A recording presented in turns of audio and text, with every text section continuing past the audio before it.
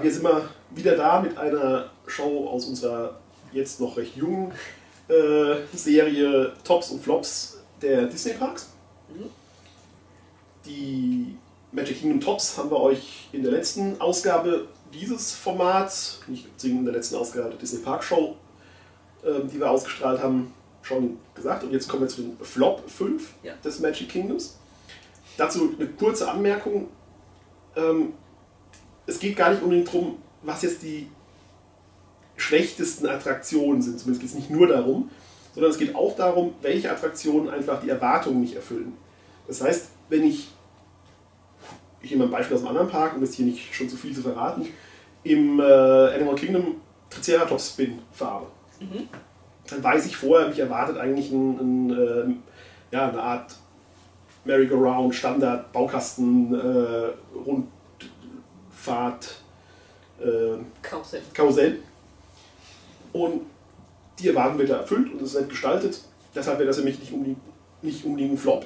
Wenn ich jetzt in eine Achterbahn steige irgendwo und erwarte einen mega Rollercoaster und richtig Spaß zu haben drin und Thrill und was weiß ich, und dann macht das Ding nur... Dann mag das die größere Attraktion sein als der Triceratops Spin, aber es ist für mich ein Flop, weil es meine Erwartung nicht erfüllt. Also das vielleicht kurz vorweg gesagt. Und dann steigen wir vielleicht auch gleich schon ein in die Flop 5 des Magic Kingdoms, unserer Meinung nach.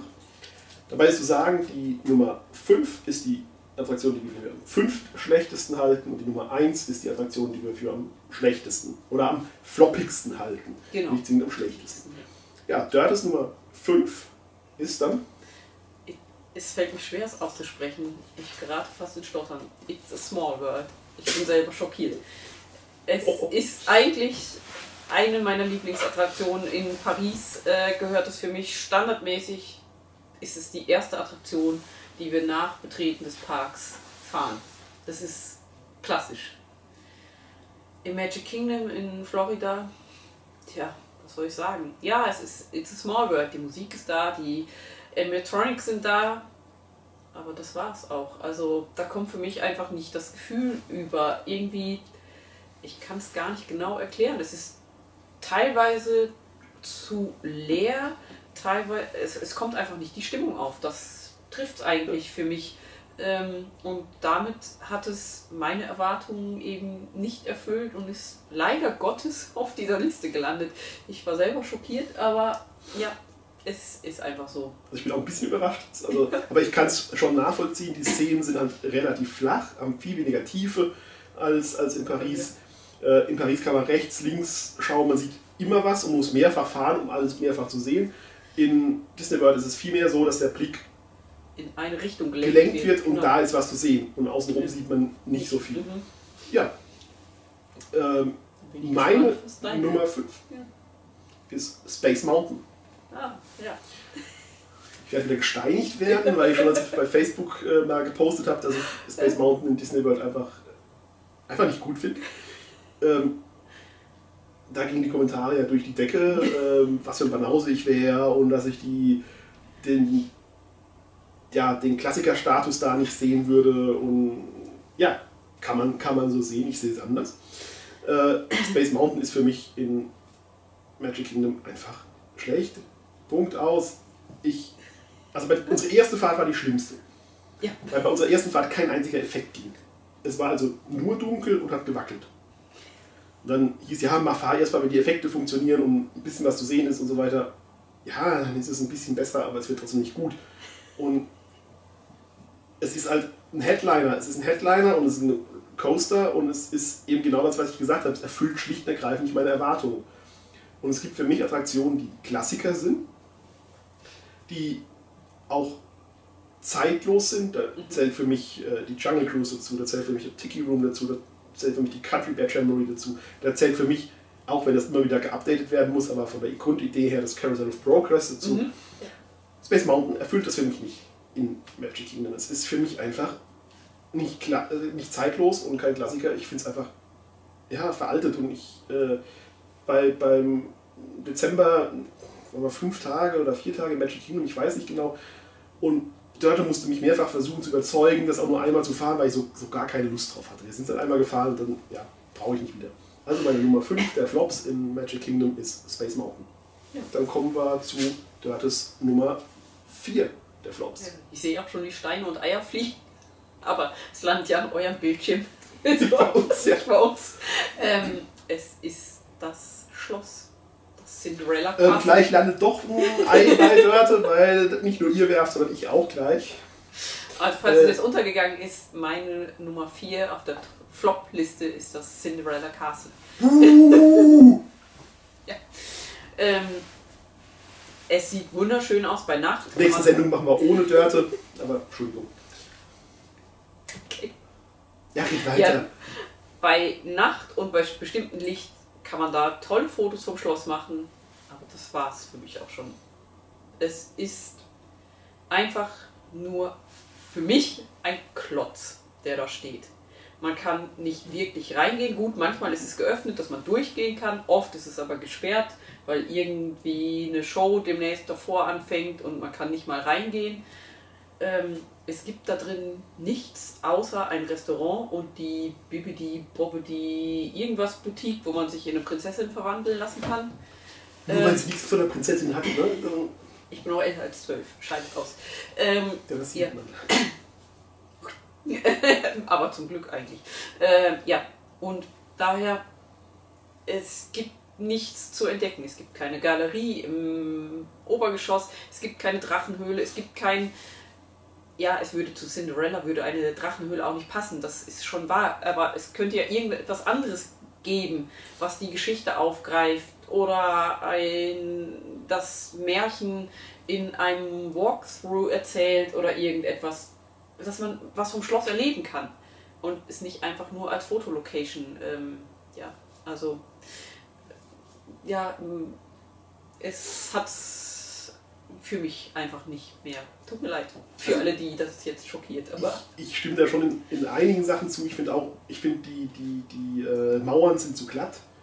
Die wirken, also wie gesagt, wir kennen ja nur Paris und Disney World. Also wahrscheinlich, wenn es endlich mal klappt, nächstes Jahr Anaheim. Aber ich finde schon, die Wände sind zu flach. Es wirkt zu sehr nach Betongussverfahren.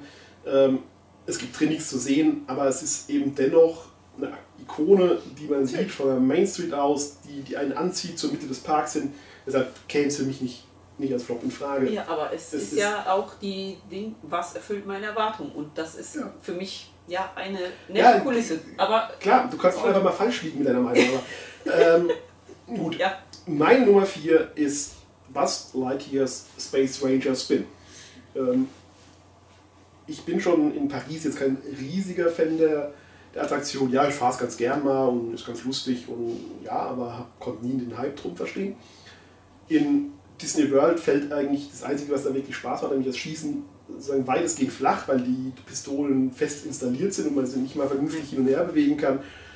Da ist der Reiz der Attraktion für mich einfach gleich 0 und zieht mich auch absolut nichts hin. Ja. Und ja, das ist meine Nummer 4 der Flops. Wir kommen zur Nummer 3 der Flops im Magic Kingdom und dort ist Nummer 3 ist... Überraschung, hatten wir gerade auch schon, Space Mountain. Oder noch schlechter als bei mir bewertet. Ich bin hingegangen mit der Erwartung, Space Mountain, der Klassiker, da die Urversion, also im Vergleich zu Paris, ich wusste, dass es anders ist, nicht so rasant, nicht so schnell, keine Loopings und so weiter, alles in Ordnung. Habe ich mich drauf eingelassen, aber die erste Fahrt war komplett im Dunkeln, ich saß in diesem Wagen, das hat nur bup, bup, bup, bup gemacht und Ende. Ich habe mich gefragt, war es das jetzt? Habe ich irgendwas verpasst? Nein, das ist die Fahrt. Okay, es gibt Effekte, wenn sie funktionieren. Die waren nicht da. Die waren dann bei einer späteren Tour und jetzt auch im Dezember da, aber ja, man kann die Bahn fahren und dem einen oder anderen macht sie Riesenspaß. Mir nicht. Also es erfüllt einfach nicht das, was ich mir davon erwarte. Ja. Und deine Nummer 3? Meine Nummer 3. Und wir bleiben immer noch im selben Land. Also wir haben ganz, ganz viel im selben Land, nämlich im Tomorrowland. Ist der Tomorrowland Speedway. Überraschung, ja. Surprise, surprise. Ja, das ganze Attraktionskonzept ist für Erwachsene ohnehin nicht so spannend, weil wir Auto fahren dürfen und können, also mehr oder weniger. Erzähl das nächste Mal, wenn du wieder kutschiert werden musst. Ja, gut, das ist das eine. Aber es gibt beim Tomorrowland Speedway in Magic Kingdom einfach nichts zu sehen. Also da ist fast oder quasi gar nichts. Bei Autopia in Paris, deswegen sagen wir mal ein paar Billboards und ein paar besser gestaltete Sachen. Und ja, in Disneyland passiert einfach nichts. Also, ja und es ist stimmt genauso wie in Paris. Und wenn du einen vor dir hast, dann am Ausstieg und da 5 Minuten, wie wir letztes Mal, fast eine Viertelstunde stehen musst, weil es irgendeinen Haken gibt, dann blasen dir die Abgase in die Nase. Dagegen ist die schlimmste Luftverpestungsmessung in Deutschland ist ein Witz dagegen. Also das, was du da innerhalb von 5 Minuten einatmest, kriegst du an der meistbefahrenen Kreuzung in Mainz hier in 3 Jahren nicht. Und also ich mag ja die deutsche Umwelthilfe nicht, aber da hätte ich sie gerne, dass man aktiv wird. Also Flop. Nummer 2. Dann kommen wir zur, ich muss das immer anzeigen, ich bin das Nummern-Girl der Show sozusagen. Die Nummer 2 auf Dörtes Magic Kingdom Flop 5 Liste. Wir bleiben immer noch im selben Land, in Tomorrowland. Das hat es wirklich nicht angetan. Und es ist wieder eine Attraktion, die wir gerade schon hatten. Es ist Buzz Lightyear. Mir bleibt eigentlich nichts dazu zu sagen. Wir hatten schon alles in Paris. Mag ich die Attraktion ganz gern. Gehört immer mal wieder dazu. In Florida kann man sie sich nach meiner Meinung schenken. Es ist vielleicht anders mit kleinen Kindern. Das kann gut sein, die da riesigen Spaß haben und so weiter. Für mich ist es einfach nichts. Und dadurch, dass man die Pistolen auch nicht wirklich bewegen kann, ist auch noch der Reiz ganz verloren gegangen. Also, meine Nummer 2, so schnell auch nicht. Meine Nummer 2 ist, wir gehen hier nach allem, was Disney als Attraktion bewertet. Das ist, wie ich darauf hinweise, es geht nicht nur um Rides, sondern beim Schloss ja schon gesehen, es ist auf der Seite von Walt Disney World im Bereich Attractions einsortiert und danach gehen wir. Meine Nummer 2 ist Sorcerers of the Magic Kingdom. Ja. Sorcerers of the Magic Kingdom ist ein interaktives Spiel, wie es interaktive Spiele an mehreren Stellen gibt. Also es gibt im Magic Kingdom zum Beispiel noch das Pirates Adventure im Adventureland, das uns riesigen Spaß gemacht hat. Definitiv, ja. Es gibt Disney's Phineas and Ferb Ancient Peace World Showcase Adventure in Epcot, was uns riesen Spaß gemacht hat. Und es gibt die Wilderness Explorers im Animal Kingdom, was uns riesen Spaß gemacht hat. Und es gibt Sorcerers of the Magic Kingdom. Es könnte ein klasse Game sein. Also es ist ein Cards-Game, also man hat Karten, mit denen man mit Fenstern, die im Park verteilt sind, interagieren muss.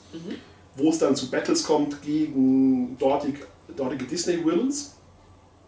Es gibt Karten, die angeblich unterschiedliche Stärken, unterschiedliche Effekte, unterschiedliche Wertigkeiten haben.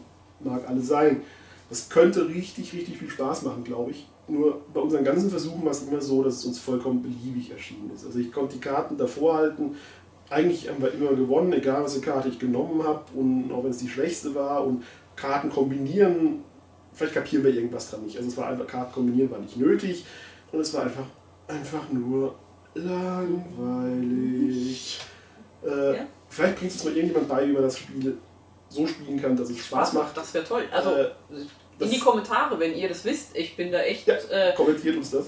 Ich würde da gerne das mal ausprobieren und sagen, wow, das war's jetzt. Aber ja, es war es eben nicht in dem Fall für uns. Und deshalb ist das meine Flop 2 im Magic Kingdom. Und nun kommt Dörtes absoluter Flop des Magic Kingdoms. Flop 1 im Magic Kingdom. Der Tomorrowland Speedway hatten wir vorhin auch schon. Es knattert, brummt, stinkt. Wenn man das Auto fahren will, muss man gefühlt irgendwie einen Backstein aufs Gaspedal legen, weil es so schwergängig ist. Es macht nicht wirklich Laune. Man steht dauernd im Stau, das kann ich auch auf der Straße haben, da muss ich nicht in eine Attraktion gehen. Wenn mal wieder einer dieser Wagen auf der Strecke liegen bleibt und dann erst ein Cast-Member irgendwie ankommen muss, den Motor wieder starten muss. Es geht nicht vorwärts. Am Einstieg ist es, oder Ausstieg, wahrscheinlich beides, ist es einfach langsam. Man steht daher in seinem Wagen ewig in der Schlange, kriegt die Abgase ab, hatten wir vorhin. Also das ist für mich eine reine Platzverschwendung. Absolut nein. Wird vielleicht besser, wenn Tron gebaut ist, wenn das irgendwie übereinander, untereinander, aber ich habe wenig Hoffnung. Ja, meine Nummer 1 ist die Frontierland Shooting Arcade. Ja. Schießstand, Schießbude, nette Effekte. Aber es gilt für mich bei allen Attraktionen dieser Art, in jedem Freizeitpark, in dem ich es erlebt habe, du zahlst einen Haufen Eintritt und für mich gehört da einfach keine Attraktion, was also eine Attraktion verkauft wird von Disney, hin, bei der ich extra zahlen muss. Vielleicht so, dass man es nicht pausenlos machen kann, weil schon klar ist, dass an den Ständen, dass da dann, ja, dass es schwierig ist, da Schlangen aufzubauen oder ähnliches, könnte man aber durchaus auch machen. Vielleicht, Magic Band ist ja alles möglich, auf dem Magic Band eine Nutzung am Tag mit drauf oder irgendwas, dann wäre es nicht ganz so blöde und nicht ganz so sinnlos. So ist es einfach. Ja, und meiner Meinung nach einfach auch nicht passend. Das ist für Sachen, wo man dann alles extra zahlen muss, ist für eine billiges irgendwas, aber es ist diese klassischen Carnival-Games oder nee, passt da einfach nicht für mich hin. Deshalb ist das mein Flop 1. Ja, das war die erste Ausgabe unserer Flop 5 Sendung zum Magic Kingdom in diesem Fall. Wenn ihr anderer Meinung seid, wenn ihr uns zustimmt, ja, wer weiß. Uns eure Flop 5 nennen wollt, macht das in den Kommentaren. Vielleicht nennt ja auch jemand die Attraktion, die ich fast aufgeführt hätte, bei der ich aber dachte, dann gibt es richtig Ärger, dann haben wir keinen Abonnenten mehr. Das wäre nämlich die Railroad gewesen. Ja. Nicht wegen der Züge, die sind toll, alles schön.